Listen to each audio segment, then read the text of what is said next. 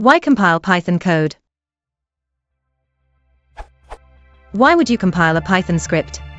You can run them directly from the .py file and it works fine. So is there a performance advantage or something? I also noticed that some files in my application get compiled into .pyc while others do not. Why is this?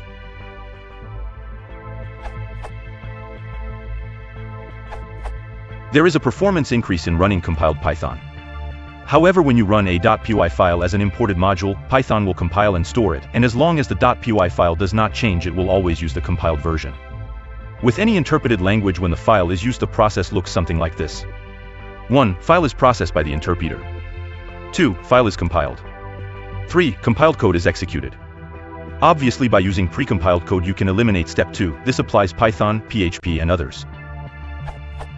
Hey, race an interesting blog post explaining the differences, this URL. And here's an entry that explains the Python compile process, this URL. It's compiled to bytecode, which can be used much faster.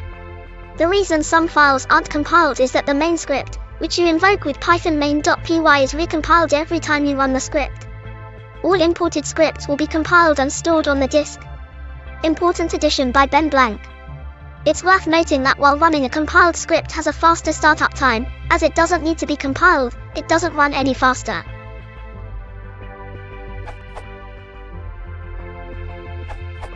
The .pyc file is Python that has already been compiled to bytecode. Python automatically runs a .pyc file if it finds one with the same name as a .py file you invoke. An introduction to Python says this about compiled Python files. A program doesn't run any faster when it is read from a .pyc or .py file than when it is read from a .py file. The only thing that's faster about .pyc or .py files is the speed with which they are loaded.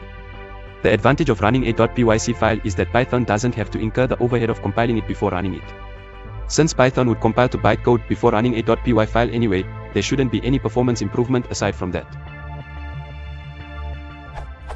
How much improvement can you get from using compiled .pyc files? That depends on what the script does. For a very brief script that simply prints "Hello World," compiling could constitute a large percentage of the total startup and runtime. But the cost of compiling a script relative to the total runtime diminishes for longer running scripts.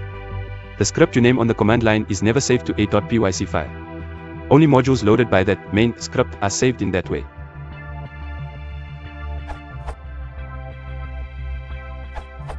Pluses. First, mild, defeatable obfuscation. Second, if compilation results in a significantly smaller file, you will get faster load times.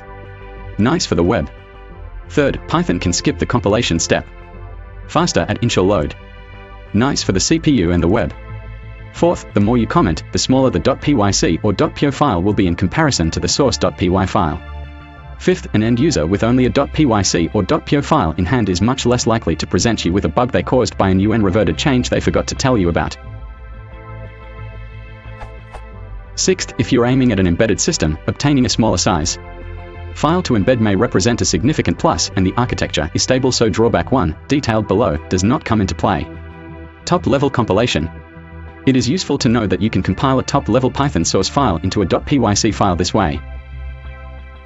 This removes comments. It leaves docstrings intact. If you'd like to get rid of the docstrings as well, you might want to seriously think about why you're doing that, then compile this way instead.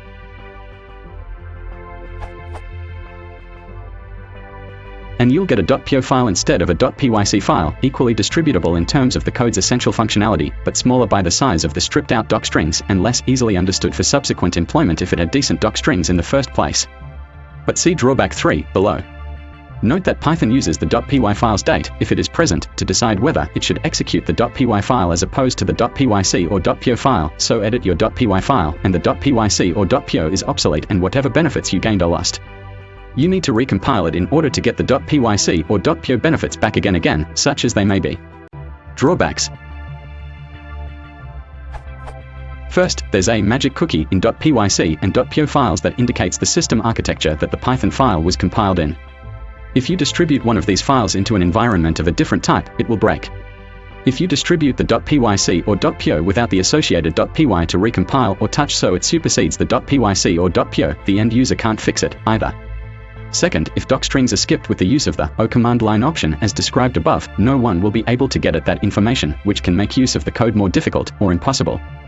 Third, Python's O option also implements some optimizations as per the O command line option. This may result in changes in operation. Known optimizations are